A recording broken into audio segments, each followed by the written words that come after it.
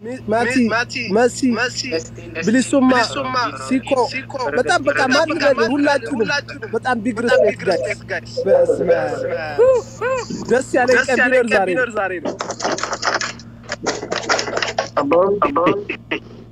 Yes,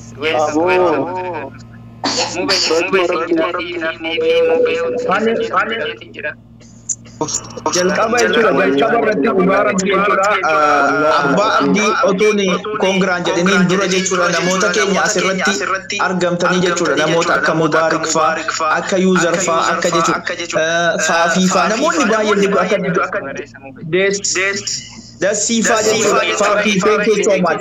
Undi keessa dhugaa rabbii ija nu jabeessitanii wanti jedhanii dubbatan hin jiru dhugaa rabbii dubbachuufi qabsoo cimaadha kan isin geggeessitan jechuudha. Kanaaf dhugaa rabbii Mubaarak umurii nu dheeradhaa dhugaa rabbii hundi keessan nuuf jiraadha. Dubbatu Ali guyyaa lama rafne gataba sanirraa gammaa kana rafne herrafa boroo nagarra hundi keessan hedduu galatooma. Baay'ee kabajaa mootiya dhugatti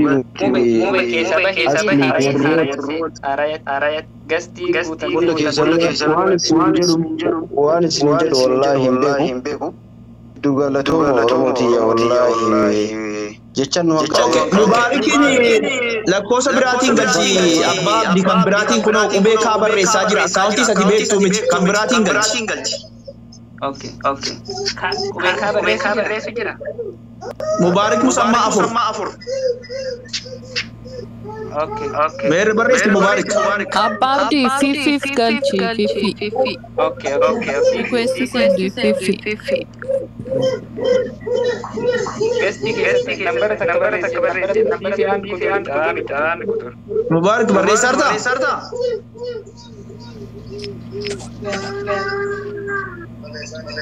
Maal barreessarta meer la argeetin jira okay me argeetin tufee banaati fama waji tufee bana sani hunda ningal okay difa mana godha hundi galatoma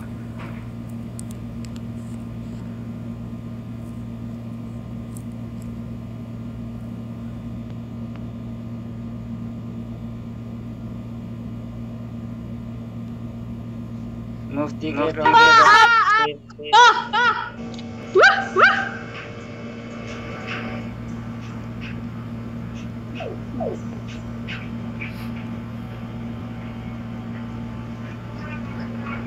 بقى جمد ما شاء الله الحمد لله Abdi, abo, wallahi ni si Najar kami tu kawan tu. Saat ini dia jalan saya wallahi dekat TikTok kira saya tadi saya tap bodem se. Gua ke gambar Abdi juga. Ye robot ke sampai gara menyate. Ye robot ke sampai gara menyate.